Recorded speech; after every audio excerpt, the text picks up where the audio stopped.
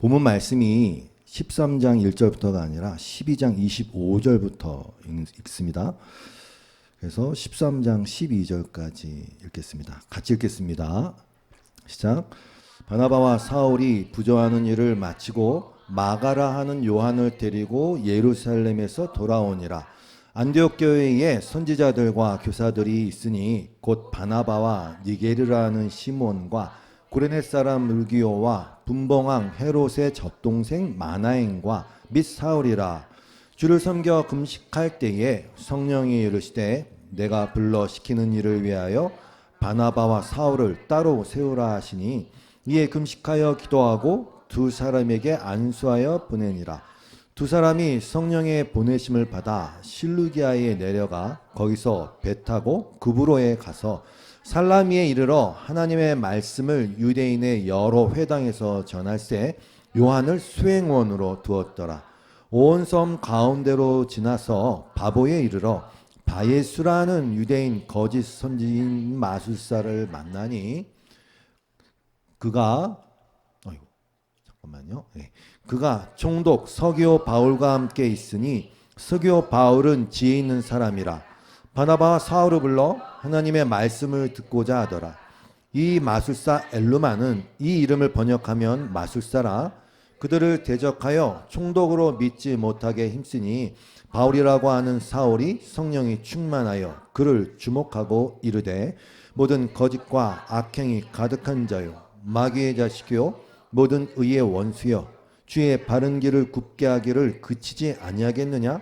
보라 이제 주의 손이 내 위에 있으니 내가 맹인이 되어 얼마 동안 해를 보지 못하리라 하니 즉시 안개와 어둠이 그를 덮어 인도할 사람을 두루 구하는지라.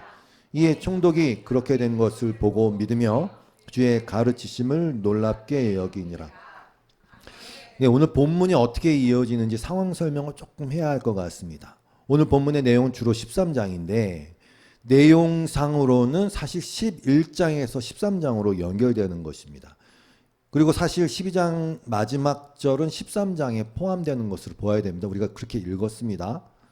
절 구분이 조금 이상하게 됐죠. 그리고 12장의 내용이 별도로 삽입되어 있습니다. 그 당시에 팔레스타인 지방에 큰 흉년이 들었던 것을 우리가 나눴죠. 역사적 사실입니다. 그때 바울과 바나바는 뭐라고 있었냐면 안디옥에서 사람들을 성도들을 가르치고 있었어요. 바나바와 바울이 안디옥 교회의 헌금을 모아서 어려움을 겪고 있었던 예루살렘 교회에다가 전달해 주는 그런 내용이 나왔었어요. 그러니까 내용은 이렇게 이어지는 거야. 11장 28절 이하에 보니까 아가보라는 사람이 일어나서 성령으로 말하되 천하에 큰 흉년이 들리라 하더니 글라우디오에 그렇게 됐어요. 그때 제자들이 각각 그 임대로 유대에 사는 형제들에게 부조를 보내기 위해서 이를 실행했고 바나바와 사울의 손으로 장로들에게 보내니라 이렇게 끝났단 말이죠. 그리고 나서 이제 13장 1절 바로 전에 바나바와 사울이 부조하는 일을 마치고 마가라는 요한을 데리고 예루살렘에 돌아오니라. 예루살렘에서 돌아오니라. 이렇게 이어지는 것입니다. 안디옥으로 돌아왔다는 뜻입니다.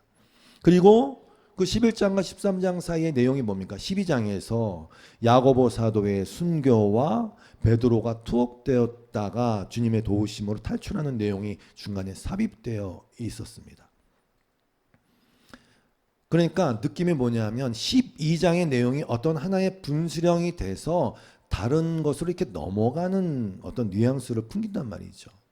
왜냐하면 이제부터 오늘 나누는 13장부터 사도행전, 즉 성령행전의 내용이 사도 바울의 전도 여행 중심으로 이렇게 펼쳐지거든요.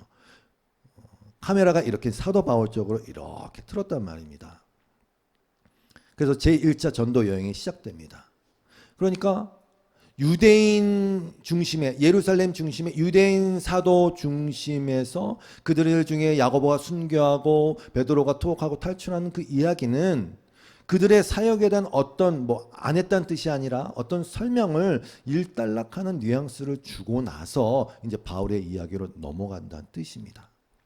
그래서 사도행전 전체를 개괄해 보면 1장에서 7장까지는 오순절 성령 강림과 그로 인해서 예루살렘의 교회가 세워지고 그로 인해서 예루살렘 중심으로 복음이 전해지는 그런 내용이 있었고, 그 다음에 8장부터 12장까지는 여전히 예루살렘 중심으로 해서 이제 사마리아와 그 주변 팔레스틴 전역으로 이렇게 복음이 전파되는 역사가 있었고, 그 다음에 이제 세 번째 단계로 오늘 13장부터 28장까지는 그 지경을 넘어서서 안디옥 교회를 중심으로 해서 로마에까지 복음이 확장되는 과정을 그리는 것입니다. 됐죠? 이렇게.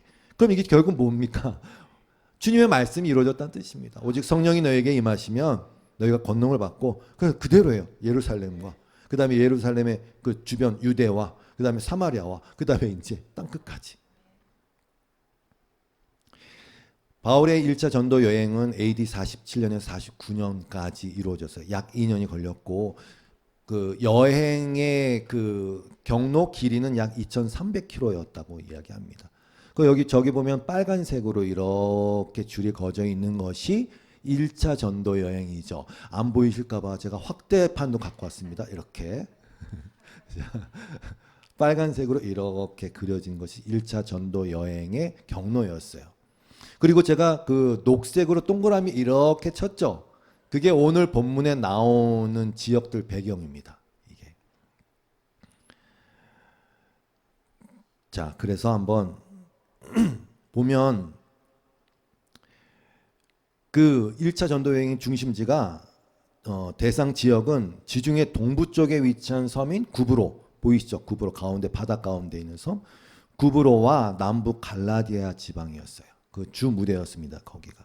근데 여러분 그 당시는 교통편이 뭐 지금 같지 않았기 때문에 배를 타고 걸어가고 하다 보니까 비록 2,300km에 불과하지만 2년의 시간이 걸렸고, 또 전도 여행 중에 겪었던 바울의 고충은 고린도후서 11장에 잘 나타나 있어. 별의별 일을 다 겪었으면 강도의 위험과 강물의 위험과 뭐 등등등등 쉽지 않은 길이었음을 보여줍니다. 자, 이제 됐죠. 그래서 다시 13장 1절 오늘 본문으로 들어가도록 하겠습니다. 보니까 안디옥 교회에 이렇게 시작을 합니다. 안디옥 교회에 선지자들과 교사들이 있으니 곧 바나바와 니게르라는 시몬과 구레네 사람 루기오와 분봉왕 헤롯의 젖동생 마나인과 및 사울이라.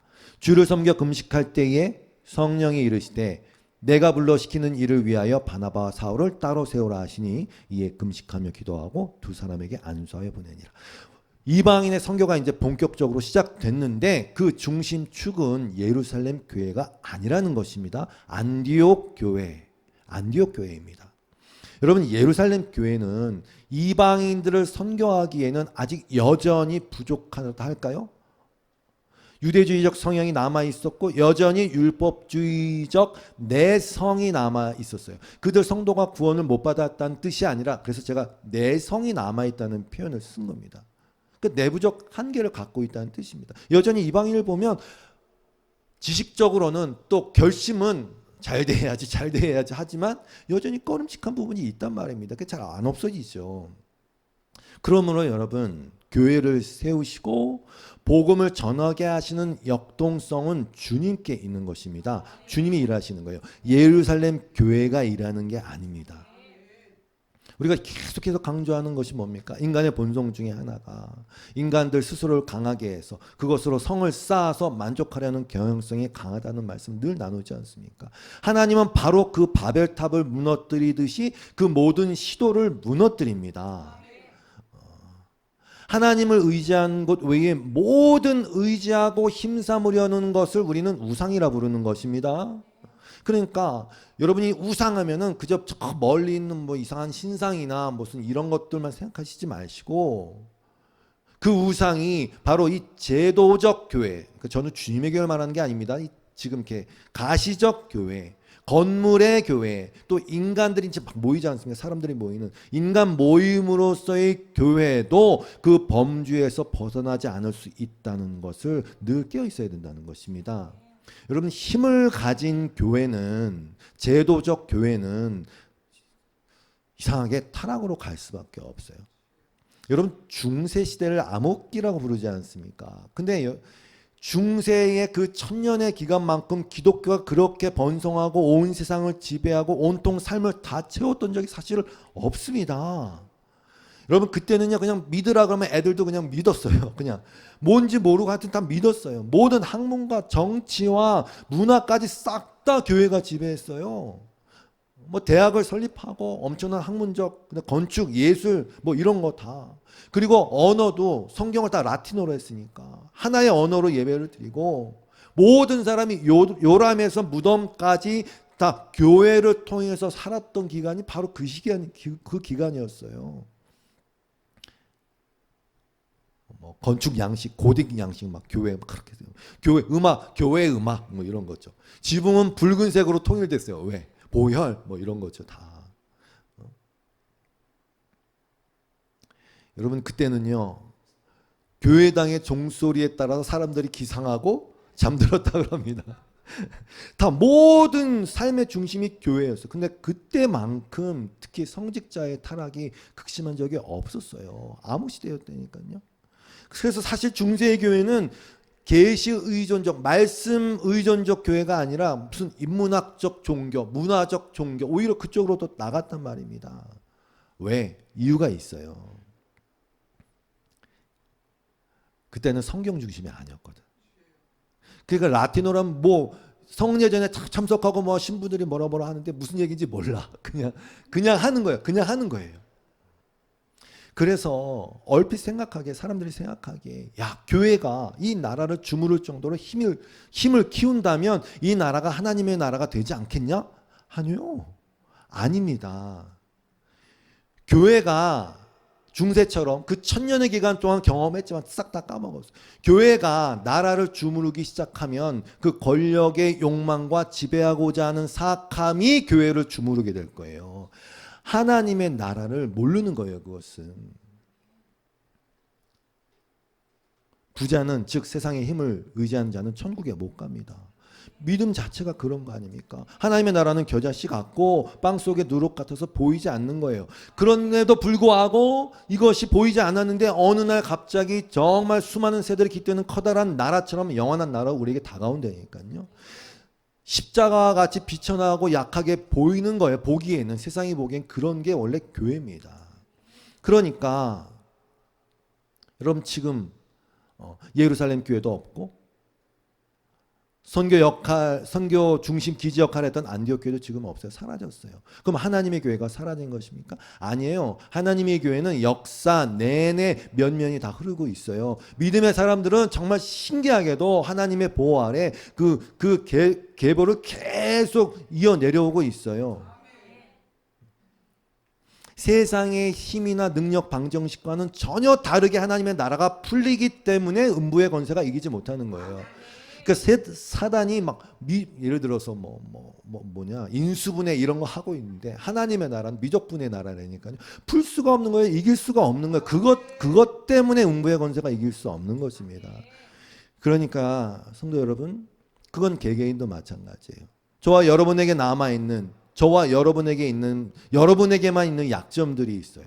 사단도 그걸 기가 막히게 알고 있어요. 그리고 거기에 집중해서 공략하겠죠. 그걸 이용해서 여러분들 무너뜨리려고 하겠죠. 근데 여러분 너무 신경 쓰지 마세요. 너무 거기에 집중하지 마세요. 여러분의 약함이 주님께는 문제가 되지 않아요. 오히려 주님의 놀라운 지혜는 그 약함을 통해서 주님의 강함을 드러내고 그 약함을 통해서 오히려 그 더 지혜롭게 주님을 꼭 붙들게 하는 방향으로 주님을 더 신뢰하도록 그 믿음을 성장시키는 방향으로 하나님이 다 쓰신다니까요. 그러니까 사단이 입장에서는 돌아버리겠는 거지. 분명히 저게 저 사람의 약점이고 저 사람은 저것만 딱 건드리면은 약해져 넘어질 텐데 그럴 때마다 주님은 고백하게 하시는 거예요. 나의 약함이 주님의 강함입니다. 이러면서 나의 죄됨이 주님의 은혜를 더함입니다. 이러면서 계속 벌떡벌떡 일어나니까 도저히 이길 수가 없는 거예요. 예루살렘 교회가 그래서 초대교회가 태동하고 출발한 곳이긴 하지만 땅끝까지 복음을 전하는 그 선교의 바통은 안디옥 교회로 넘어갔어요. 그리고 예루살렘 교회는요. AD 70년에 예루살렘이 함락될 때 그때 흔적도 없이 사라졌어요. 그 여러분 생각해 보세요. 주님께서 내 교회를 세우리라 막 베드로에게 말씀하시고, 그게 불과 몇 년 전이니까 30년 전도 안 돼요. 그리고 30년 조금 지났는데 그 교회가 없어졌네? 그러니까 주님이 세우시는 교회, 음부의 권세가 이기지 못하는 교회는 이 지상의 그런 교회가 아니란 말입니다. 다시 말해서 보이는 교회와 여러분 교회를 사랑하지 말라는 게 아니에요. 거기에 절대적 의미를 부여하지 말고 그거를 우상화시키지 말라는 말씀입니다. 그 속 내용을, 그 복음을, 그 말씀을 귀담아 들으시고 그것을 여러분 심령에 이렇게 잘 간직하세요. 그 여러분이 나중에 어딜 가 있든지 여러분 자체가 교회가 되시고 여러분을 통해서 그 교회의 영향력이 퍼지면 됩니다. 이 가시적 교회에 모여있는, 지금 이 교회에 모여있는 성도들을 최선을 다해서 사랑하시고 아끼시고, 그리고 이 귀한 예배 장소에서 열심히 예배하세요. 감사함으로 예배하세요. 배보다 배꼽이 더 커지면 창자가 터져 나옵니다. 가룟 유다가 그냥 그렇게 죽은 게 아니에요. 가룟 유다는 담을 수 없는, 자기 힘으로 담을 수 없는 걸 담았다는 뜻입니다. 스스로에게, 인간에게 감당하지 못하는 짐을 지우는 건 그건 어리석은 행위예요. 그래서 교회를 세운다고 하신 분도 주님이시고, 주님은 지금도 당신의 몸된 교회인 성도 하나하나를 계속 부르고 안으시고 믿음을 주십니다. 그 과정에서 이 가시적 교회, 또 모임, 제도라는 것을 사용하실 수 있는 것뿐입니다. 겉사람은 후패해져 가고, 그 제도들은 후패해져 가고, 이 세상의 영광들은 그냥 사라져 가고, 그 와중에 그냥 그렇게 끝나는 게 아니라 그 와중에 그 속사람은 계속 강건해지는 것입니다. 보이는 모든 외형은 여러분 다 지나갑니다. 다 지나갑니다. 그래서 속 알매기가 강건하시고 예배가 살아있는 교회가 많아지기를 정말 간절히 원합니다. 오늘 설교 제목이 주의 바른 길을 굽게 하는 것들이라고 정해 보았는데, 주의 바른 길을 굽게 하는 것들 중에 어쩌면 많은 부분을 교회가 차지하고 있는지도 몰라요. 그러니까 늘 두렵고 떨림으로 회개하고 계속 말씀의 빛을 간구하면서 교만하지 말고 겸손한 마음으로 주님을 붙드셔야 됩니다. 그러니까 이 세상이 추구하고 설정하는 그 욕망으로 인한 목적 설정과 똑같이 교회를 그렇게 성장시키려고 한다면 그거는 독을 마시는 거하고 똑같은 거예요. 주님의 교회는 그렇게 잘하는 것이 아니에요. 단지 덩치를 키우고 유명세를 키우고 건물을 키우겠다고 하는 것은 정말 별 의미가 없어요. 오히려 그것이 교회의 독이 될 거예요. 알곡이 자라나야죠. 열매 없는 무화과 나무는 다 말라버리지 않습니까? 그러니까 여러분 어디를 가시든지 딱 보세요. 이게 세상의 성공 방정식과 비슷한 것을 들고 와서 목회자가 계속 주님 하는데 딱 보니까 그냥 그게 아닌 거야. 목회자 개인의 야망과 목표 설정으로 교회를 도구화하고 나를 도구화시키는 것 같다? 그러면은 도망치세요. 거기로 나가셔야 됩니다. 그럼 교회는 뭘 따라야 되느냐? 성령님이죠. 성령님이죠. 그리고 하나님의 구원 섭리에 의해서 그 성령님의 감동으로 드러내 주신 말씀이죠. 성령님과 말씀. 여러분 왜 성령의 감동으로 결국 이 말씀을 확정지어 주셨는지 너무 명확하지 않나요? 여러분 상상해 보세요. 만약에 이 성경 말씀이 없어, 확정되어진 성경 말씀이 없어, 그러면 또 선지자를 자처하는 그 수많은 사람들의 자기들의 생각과 욕심과 미혹에서 나온 말들을 계속 이게 하나님의 일이야, 하나님의 말이야 라고 떠들어야 되는 시대에서 여러분은 정처 없이, 뭘 붙들 거 없이 휩쓸렸겠죠. 방향도 모르고 어떻게 반박할지도 모르고 어떻게 싸울 근거도 없는 것입니다. 끔찍한 겁니다. 우리의 믿음을 도대체 어디에 세워야 할지도 모르는 채로 그냥 계속 헤매는 것입니다. 그러니까 다미 선교회에서 몇 월 며칠 날 주님이 오신다. 그러면 우리는 아니라는 거 뻔히 알죠. 왜? 예수님도 나도 모른다, 아버지만 아신다라는 말씀을 주셨으니까. 왜 성령의 감동으로 성경을 확정지어 주셨는지는 너무너무 명확한 거예요. 이 말씀 위에 저와 여러분이 설 수 있게 하신 하나님께 영원한 찬양을 드립니다. 오늘 보니까 말씀에 제가 오늘 좀 준비하다 보니까 긴 것 같아서 마음이 급해서 말이 빨라집니다. 네. 오늘 보니까 말씀에 안디옥 교회에 선지자와 교사가 있다 이렇게 나오니까 이상히 여길 필요 없어요. 지금 여러분이 보시는 이 사도행전은 지금 성경이 쓰여지고 있는 과정이라고만 생각하시면 다 정리가 됩니다. 성경이 쓰여지고 있는 과정이에요. 그래서 선지자도 있어요. 그 이외에는 선지자를 따로 세우지 않습니다. 여기에 선지자는 미리 말씀해 주셔서 그것을 말하는 일을 하는 사람을 얘기하는데, 하나님이 지금도 그 일을 하실 수 있다는 것에 대해서 저는 부정하지 않습니다. 여러분도 그것에 대해 절대로 하나님은 절대로 그런 일을 하지 않아 라고는 완전히 결정하지 않으시는 것이 좋습니다. 그건 하나님의 주권이니까. 단 하나님의 섭리의 가정은 잘 이해하시란 말입니다. 이제 완성된 복음, 하나님의 온전한 뜻을 다 기록한 이 말씀을 주셨기에 저와 여러분은 성령의 도우심과 조명하심으로 이 말씀을 제대로 붙들고 받아 먹고 그렇게 하시면 됩니다. 이미 다 말씀하셨어요. 제가 확언할 수 있습니다. 이미 다 말씀하셨어요. 예수님 말씀처럼 다 이루셨고 다 적어 놓으셨어요. 이미 말씀하셨어요. 사람이 떡으로만 사는 게 아니라 하나님의 입에서 나오는 말씀으로 사는 것이다라고 이미 말씀해 주셨어요. 사람의, 저와 여러분을 포함한 사람의 불명확성은 100번 강조해도 지나치지 않습니다. 제가 얼마 전에 선풍기가 이제 안 돌아가갖고 갑자기 털털거리는 거예요. 근데 겉은 멀쩡하니까 제가 뜯어봤죠. 저는 이제 그런 거 되게 옛날부터 좋아했거든요. 뜯어봐갖고 고치고 이런 거. 그랬더니 선풍기 그 날이 이렇게 돌아가는 축을 붙잡고 있는 작은 아주 동그란 부속 하나가 그냥 그게 깨진 거예요. 근데 그건 제가 만들 수 없으니까 그걸 대체할 수가 없어서 하다가 그냥 버렸어요. 여러분, 인간 안에 수많은 회로들이 있어요. 여러분, 인간의 뇌 사진을, 시냅스 사진을 찍은 걸 보면 뭐하고 비슷하게 생겼냐면 그 뭐라고 그러죠? 성운들, 이렇게 별자리 찍은 거 있죠. 그 모양하고 굉장히 흡사합니다. 인간의 뇌는 그래서 소우주라고 표현을 합니다. 그래서 수많은 회로들이 있어요. 어느 날 그 회로 하나가 딱 끊겼다. 그럼 끝나는 겁니다. 어느 날 갑자기 이유도 없이 허리가 안 움직입니다. 그럼 못 움직이는 겁니다. 어느 날 갑자기 멀쩡하던 지도자가 정신 나간 짓을 한다. 그러면 막을 수가 없는 겁니다. 제가, 여러분 아시지 않습니까? 조금 제가 작년에 어려움을 겪어서 그때 알았어요. 야, 숨을 편하게 쉬는 게 그 마음대로 되는 게 아니구나. 내가 이 정신을 평온하게 갖고 있는 게 마음대로 되는 게 아니구나. 그때 알았다니까요. 여러분이 숨을 편하게 쉬고 있는 것에 대해서 감사의 찬양을 올리십시오. 걸을 수 있고 말할 수 있고 정신을 평안히 차리고 이렇게 예배할 수 있는 것에 대해서 여러분은 정말 감사의 찬양을 올리십시오.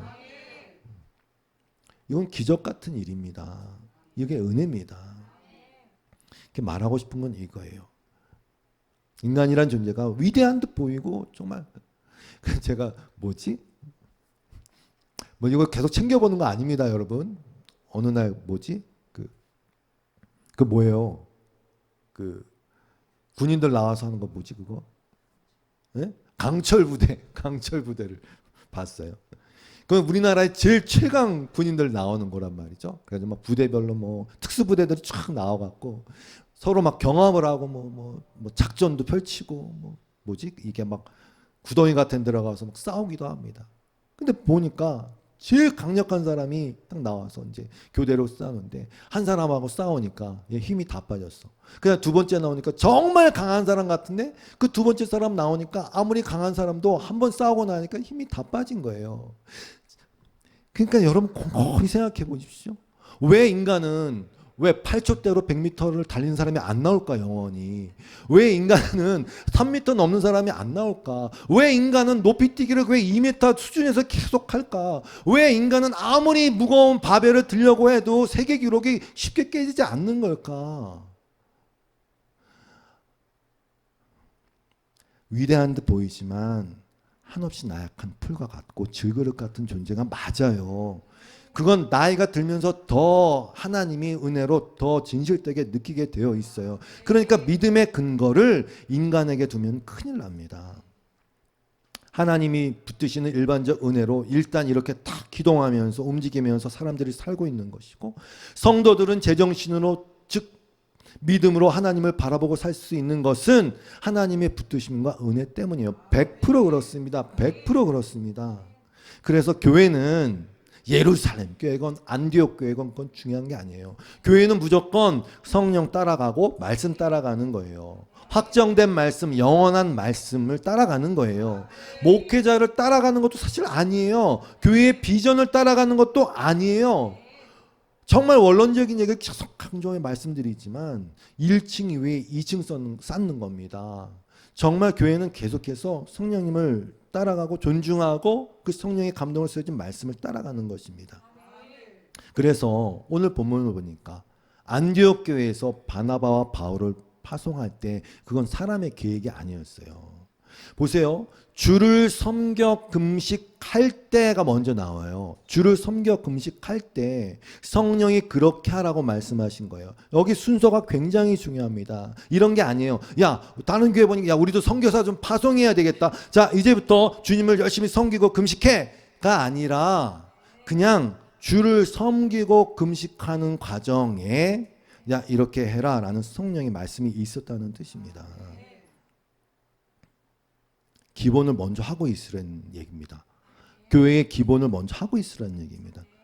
그럼 목사님 교회는 맨날 금식하고 있어야 합니까? 네, 그렇습니다. 금식한다는 것은 여러분이 백날 그 금식의 의미를 갖지 않고 백날 첫날 금식해봐야 소용이 없어요. 금식한다는 것은 그저 육체적으로 굶는 걸 말하는 게 아닙니다. 금식이라는 것은 내 힘을 의지하지 않겠다는 겁니다. 내 힘을 빼겠다는 겁니다. 그런 의미에서 교회는 늘 금식의 상태에 있어야 돼요.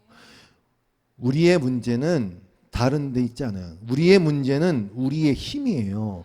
우리가 힘이 있다고 생각하는 그 순간이에요. 나에게 인맥이 있고 나에게 돈이 있고 나에게 건강이 있고 우리에게 어떤 충분한 자원이 있다고 생각하는 그 순간이에요. 그 순간 신기하게도 우리는 그것을 의지하게 되어 있어요. 그런 의미에서 부자가 천국 가기 어렵다 그러는 거예요.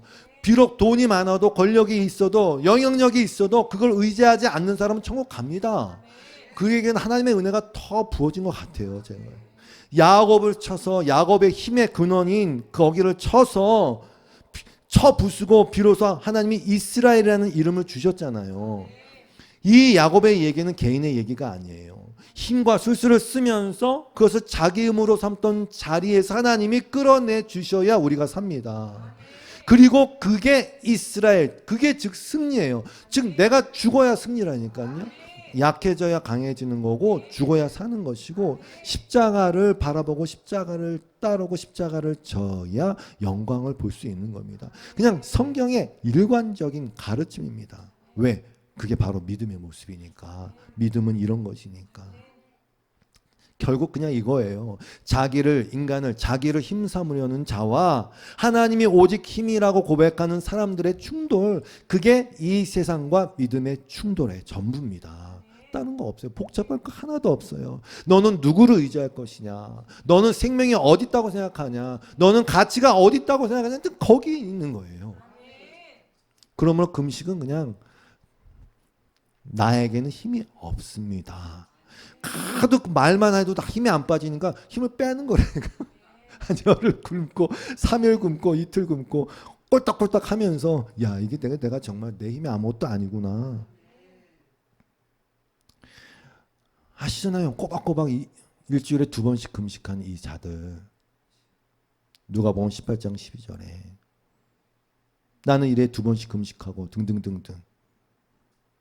근데 이 바리새인들은 오히려 독을 먹은 것과 같은 것입니다. 진짜 금식은 뭐냐? 세리의 자세에 있는 거예요. 하나님 나 어떡합니까? 나를 불쌍히 여기소서. 다만 가슴을 치면서 나는 죄인이로소이다. 그러니까 주님 말씀하실 수밖에 없어요. 저 바리새인이 아니고 이 사람이 의롭다 하심을 받고 그렇게 말씀하실 수밖에 없단 말입니다. 그래서 교회는 주님을 섬기고 그리고 동시에 금식하는 곳이 맞아요. 금식함으로 바리새인들처럼 나 잘났다, 난 며칠 했다, 나 며칠 했다. 옛날에는요, 무슨 신문 보면은 꼭 그런 게 있었거든요. 기독신문인지 모르겠는데. 40일 능력의 종, 금식 기도, 능력의 종, 뭐 치유, 뭐 이런 거 써 있단 말입니다. 저는 한번 가보고 싶어요. 교회는 다시 말씀드립니다. 주님을 섬기고, 그리고 금식함으로, 즉 자신의 의 삼고 잘난 척하려고 영역 삼으려고 금식하는 게 아니라, 여러분 주님을 섬긴다는 말 자체 안에는 이미 주님을 양식 삼는다, 주님이 힘입니다 라는 고백이 들어있어요. 자, 그래서 다시 본문을 보면 교회는 주님을 섬기는 곳이다. 나를 힘삼 잡는 것이다.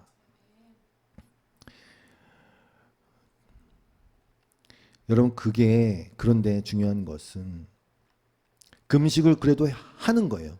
뭐 어떤 분은 며칠 할 수 있고 어떤 분은 조금밖에 못해요. 보니까 체질상 그렇더라고요. 많이 했다간 죽을 사람도 있고 안 돼요. 그러나 뭔가 몸으로 하는 건 중요합니다. 헌금도 해야 돼요. 목사님, 제가 그걸 마음에 잘 명심하고 있겠습니다. 꼭 굳이 그걸 행동으로 해야 합니까? 여러분 맨날 운동하겠다고 마음속으로 아무리 생각해 보십시오. 한 번의 운동이 없으면 여러분의 몸 상태는 그대로일 것입니다. 하나님이 우리 몸을 부활시키잖아요. 하나님이 우리에게 몸을 주신 것은, 그리고 이 마음과 몸과 영혼이 결합되어 있는 것은 그게 다 서로 영향을 줄 수 있다는 것을 얘기하는 것입니다. 영혼을 건강하게 하고 싶으시면 몸을 복종시키십시오. 뭐 완전하라는 말이 아닙니다. 그걸 무시하면서 다 생각으로 마음으로 하겠습니다. 아니요, 그렇지 않습니다. 몸을 통해서 사랑하는 거예요. 손을 움직여서 섬기고, 그리고 금식함으로써 절제하는 거예요. 그 마음을 주께 드리는 것을 몸을 통해서 하는 겁니다. 예배를 하셔야 되는 거예요. 예배를 이렇게 말로 하고 선포하고 하는 거예요. 저는 그냥 집에서 이렇게 소파에 앉아서 이렇게 탁 해서 주님 이러면 예배가 됩니다. 뻥치지 마시고, 안 된다니까요. 몸이 연결돼 있다니까요.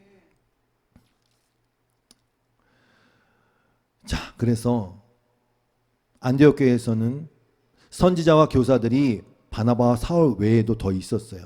근데 누가 선지자고 누가 교사인지는 잘 모르겠어요. 5명이 나오는데 거기 보니까 뭐 니게르라는 시몬이라는 사람도 나와요. 뭐 니그로가 니게르에서 나왔대요. 그래서 이 사람은 흑인일 것이다. 뭐 이렇게 추측하는 정도입니다.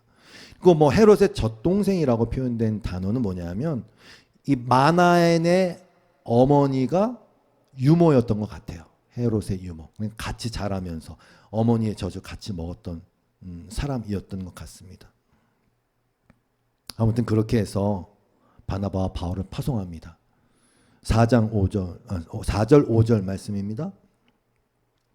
두 사람이 성령의 보내심을 받아서 실루기아에 내려가서 거기서 배 타고 구브로에 가서 살라미에 이르러 하나님의 말씀을 유대인의 여러 회당에서 전할세 요한을 수행원으로 두었더라. 이렇게 되었어요. 안디옥에서 배를 타고 그 구브로라는 섬을 갔어요. 근데 구브로라는 섬 아까 보셨죠? 구브로라는 섬을 들어가기 위해서는 안디옥에서 먼저 실루기아라는 그 항구에 도착하게 됩니다. 구브로는 오늘날 키프로스 섬을 얘기합니다. 거긴 바나바의 고향이기도 합니다. 살라미에 도착해서는 먼저 유대인들의 여러 회당이 있었는데 거기서 말씀을 전합니다. 우리가 스데반 집사의 순교 및 박해 때 사람들이 흩어져서 이 지역으로 이미 가 있었던 것을 알 수가 있어요. 사도행전 11장 19절이죠.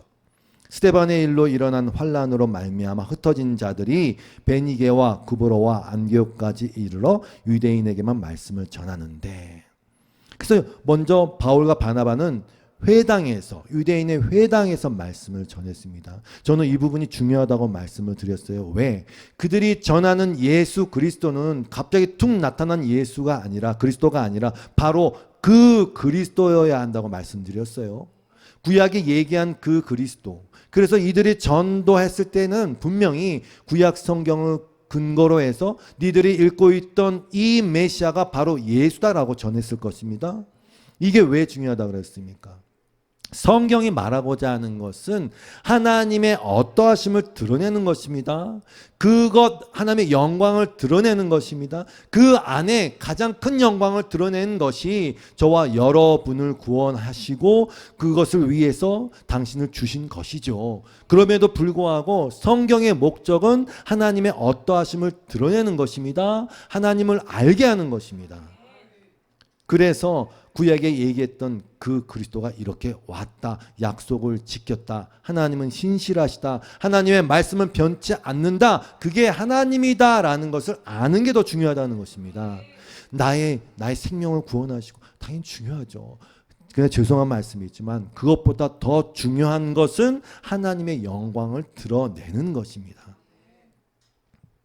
아무튼 그래서 그렇게 전도했습니다. 그 살라미에서 바나바의 사촌인 마가 요한을 수행원으로 대동합니다. 수행원 하니까 좀 약간 보디가드 같은데 그게 아니라 헬퍼입니다. 돕는 자. 새 번역에서는 조수라고 번역을 했습니다. 아무튼 그런데 이제 거기에 있다가 섬을 가로질러서 바보라는 지역에 이르게 되었습니다. 왜 지역 이름이 바보인지는 잘 모르겠지만 거기에 바예수라는 유대인 거짓 선지자인 마술사가 있었어요. 그리고 그는 총독 서기오 바울과 늘 함께 있었어요. 6절입니다. 7절 보니까 총독 서기오 바울이 지혜 있는 사람이어서 바나바와 사울을 불러서 하나님의 말씀을 듣고자 했습니다. 바예수는 그 이름 뜻은 예수의 아들이란, 즉 여호수아의 아들이란 뜻입니다. 여러분 유대인에게 있어서 다윗 여호수아 영웅이죠. 가나안 정복의 리더였으니까. 그러니까 그냥 그 역사로서 그 여호수아를 자랑스러워하면서 여호수아의 후손인 것을 자랑하는 그런 이름을 붙였던 것이죠. 근데 그는 거짓 선지자이자 마술사였어요. 서기오 바울 옆에서 계속 맴돌면서 어떤 주술적인 방법을 쓰면서 미혹하고 더 나아가서는 자신이 하나님의 계시를 받는 계시자 내지는 하나님의 말을 전하는 자라고 그 사람들을 속였죠. 서기오 바울을 속였죠. 그리고 거기에 미혹되어 있었고 함께 있으니라는 그 단어가 미완료 과거 동사예요. 즉 계속적으로 반복적으로 있었다는 뜻입니다. 여러분 역사적으로 권력자 곁에서 그렇게 미혹시키는 사이비 교주들이 꽤 있었어요. 네, 있었습니다. 러시아에도 아주 유명한 사람이 있습니다. 그 부분은 길게 말하지 않겠습니다. 그렇게 사람들을 그런 사람들이 주무르고 있었던 것이죠.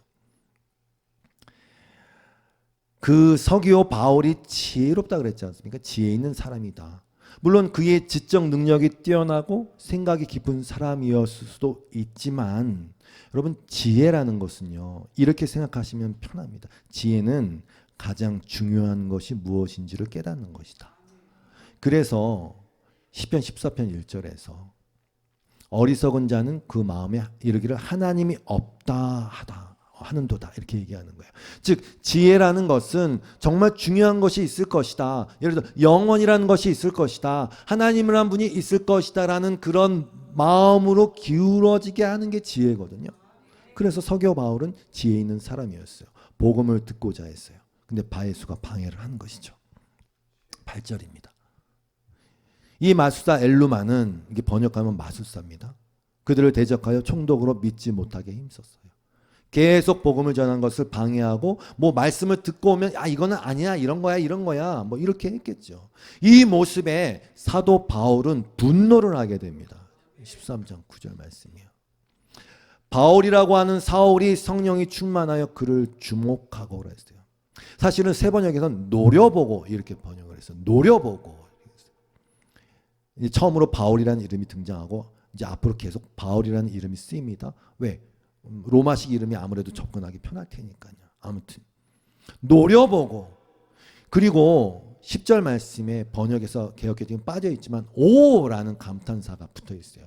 오 모든 거짓과 악행이 가득한 자요 이렇게 시작을 합니다.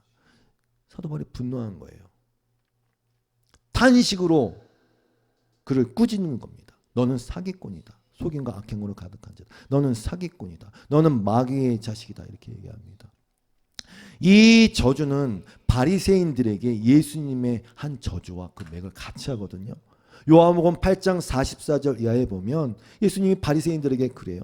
너희는 너희 아비 마귀에게서 났으니 너희 아비의 욕심대로 너희도 행하고자 하는지라. 그는 처음부터 살인한 자여 진리가 그 속에 없으므로 진리에 서지 못하고 거짓을 말할 때마다 제 것으로 말한다. 근데 이 일을 하고 있는 거예요. 지금 이 바예수가 다 자기 것으로 말하면서 하나님의 이름을 빙자하는 것이죠. 왜? 그는 마귀의 자식이다. 즉 거짓이 있다는 뜻입니다. 여러분, 진리를 말해도 믿지 못하는 이유가 여러 가지가 있겠지만 가장 핵심적인 이유는 45절 말씀이에요. 내가 진리를 말함으로 너희가 나를 믿지 아니하는도다. 47절 말씀. 하나님께 속한 자는 하나님의 말씀을 듣나니 너희가 듣지 아니함은 하나님께 속하지 아니하였습니다.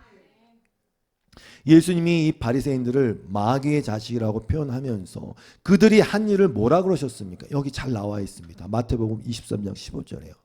화 있을진저 외식하는 서기관들과 바리새인들이여, 너희는 교인 한 사람을 얻기 위하여 바다와 육지를 두루 다니다가 생기면 너희보다 배나 더 지옥 자식이 되게 하는도다. 화 있을진저 눈먼 인도자여, 이렇게 책망하셨단 말입니다. 배나 더 지옥 자식이 되게 만드는 자들.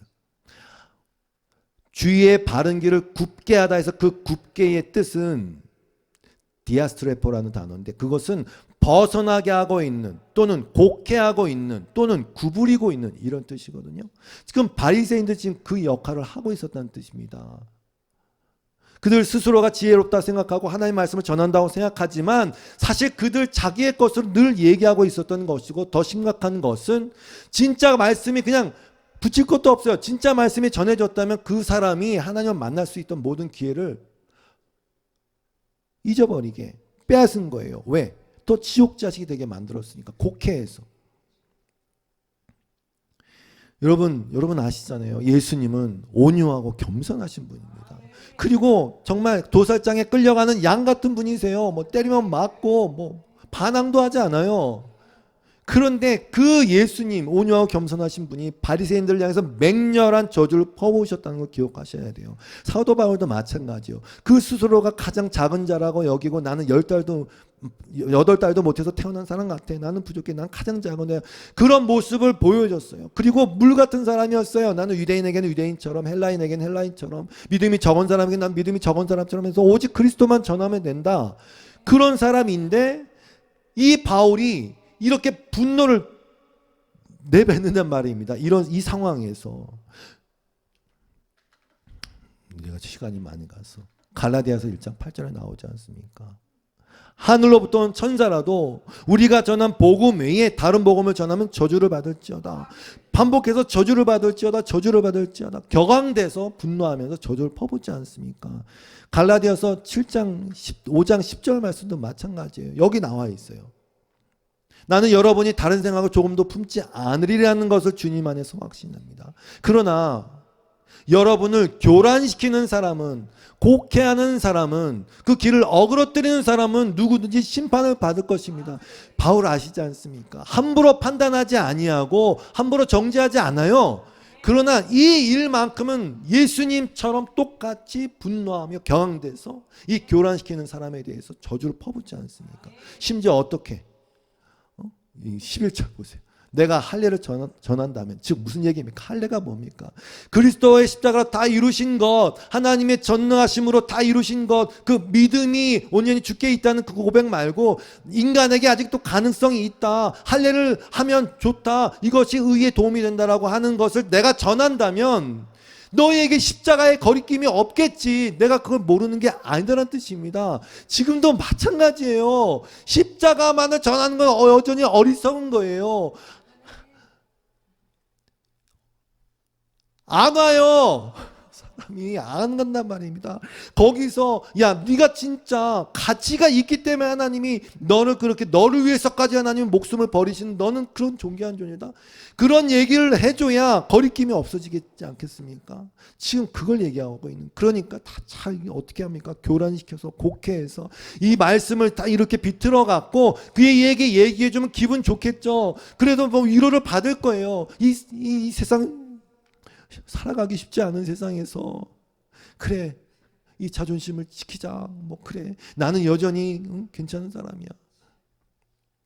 그러다가 진짜 예수님을 못 만나니까 구원을 방해하는 것은 우리의 약함이 아니에요. 그래서 세리 창녀 죄인들이 천국에서 더 가깝다고 말씀하신 거예요. 구원을 방해하는 건 약함이 아니에요. 믿음을 방해하고 복음을 방해하는 것은 거짓이에요. 교란하는 거. 그래서 그렇게 이렇게 불을 켜고 예수님은요 절대로 약함에 대해서 분노하지 않으세요. 오히려 타오라시고 오히려 그들과 어울리시고 여러분의 약함에 저의 약함에 대해서 저는 그분이 분노하지 않는다고 철저하게 믿습니다. 오히려 그것을 통해서 내가 예수 그리스도를 잘 잡기를 정말 원하시죠. 사단은 지금도 수많은 거짓을 쏟아내고 있어요. 근데 정말 여러분 정말 문제는 교회의 소리예요. 여러분 병을 낫게 하기 위해서 낫기 위해서 여러분 약을 사 먹으러 약국에 가지 채소 가게에 가지 않지 않습니까? 근데 약국에서 독약을 주면 그 사람 죽습니다. 치료받으러 병원에 가지 마트에 가지 않지 않습니까? 근데 병원에 갔는데 그 병원에서 의사가 오진하면 죽습니다.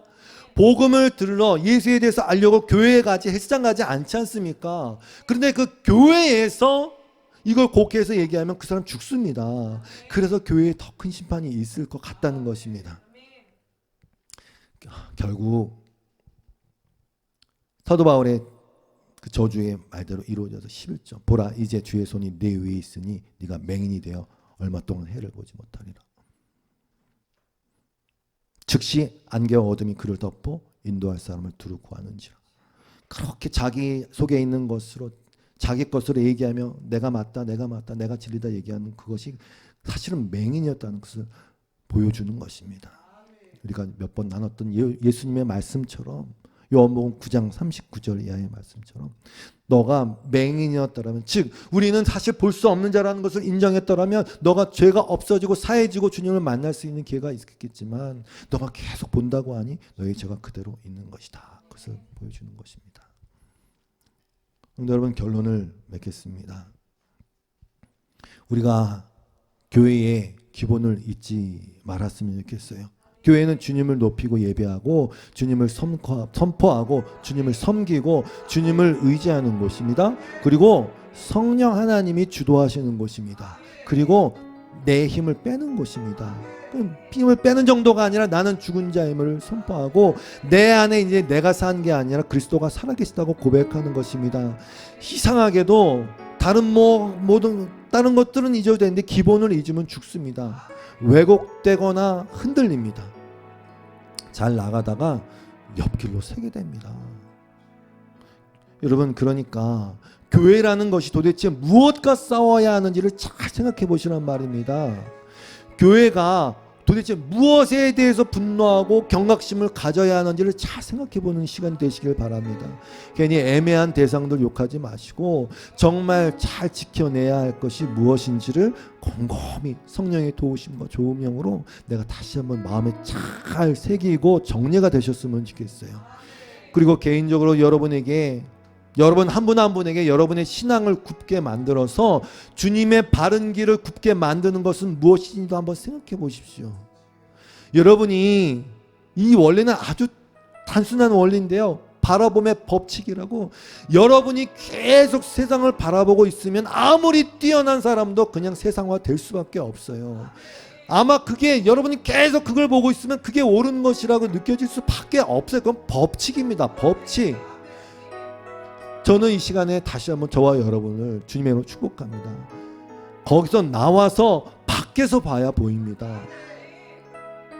그저 시청률 올리려고 하고 상품 하나 더 팔아서 자기의 이득을 챙기려고 하는 그런 상술과 그런 광고에 속지 마시고 죽어질 것들 사라질 것들의 가치를 부여해서 진정한 생명을 주려고 하는 복음을 왜곡시키는 거에 더 속지 마시고 거기서 다 나와서 한 번쯤이라도 밖에서 한번 보시란 말입니다. 밖에서 한번 보시란 말입니다. 밖에서 이렇게 보시란 말입니다. 여러 가지 항목들이 있겠지만 그 핵심은 딱 한 가지입니다. 여러분으로 하여금 주님을 의지하지 못하게 하는 것들이에요. 그런 것들. 그래서 여러분 다 건강할 때 주님의 은혜를 기억하시고, 잘 나갈 때 조심하시고, 평안할 때 겸손하시고, 스스로를 돌아보시면서, 이 어렵고 힘든 것 같지만 이 믿음의 길을 주의 도우심, 주님의 손잡고 잘 걸어가시기를 주님으로 축복합니다. 네, 기도하고 마치겠습니다.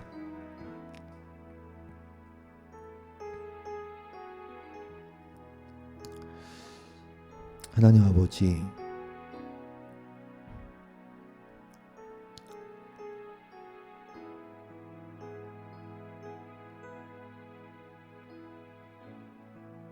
빛 대신 주님께서 날마다 우리에게 빛을 비춰주셔서 우리가 어둠 속에 거하지 않게 도와주시옵소서. 우리의 눈이, 주님께서 뜨게 하신 그 눈이 다시 감기지 않도록 늘 두렵고 떨림으로, 겸손함으로, 주님을 섬김으로, 금식하는 마음으로 나를 의지하지 아니하고 끊임없이 돈과 재산과 힘과 명예와 이런 것들을 힘삼으려고, 힘삼아야 된다고 하는 이 세상에 살면서 주님만이 나의 산소이시고 요새시고, 주님만이 영원하신 분이시며 나의 생명이심을 고백하는 이 믿음의 싸움을 싸워 나갈 때에 주님 힘 주시옵소서. 다시 눈을 뜨게 해주셔서 저 세상을 주님의 눈으로, 말씀의 눈으로, 아니 제3자의 눈으로 바라보고 속지 않게 도와주시고, 이용당하지 않게 도와주시고, 그들이 춤추는 것에 아무 의미 없이 뜻이 무엇인지도 모르면서 춤추지 않게 하시고, 오로지 지혜를 주시옵소서. 성령님 도와주시옵소서. 예수님의 이름으로 기도드리며 주 앞에 드리는 모든 기도와 예물 위에 응답하시고, 날마다 우리를 채우신 주님, 인도하시는 주님, 필요한 것으로, 적절한 것으로 우리의 먹을 것과 입을 것과 또 일할 것과 그 모든 것들을 주님의 뜻 안에서 채워 주시옵소서. 지켜 주시옵소서. 예수님의 이름으로 기도드렸고, 이제는 우리 주 예수 그리스도의 놀라우신 은혜와 하나님 아버지의 극진하신 사랑하심과 성령님의 깨닫게 하시고 교통하심이 오늘도 이 말씀의 빛에 우리를 노출시키고, 우리의 속마음을 노출시키고, 그렇게 주님을 섬기고 다시 한번 겸손히 주 앞에 나아가겠다고 다짐하는 여기 예배자들 위에, 이 교회 위에 영원토록 함께 하시기를 간절히 축원하옵나이다. 아멘.